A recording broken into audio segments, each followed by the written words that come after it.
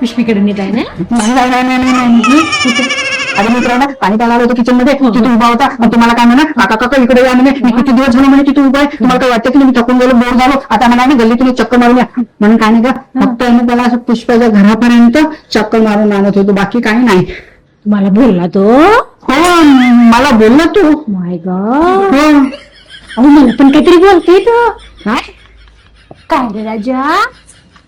हो, काकांना सांगू का तुला? खांद्यावर.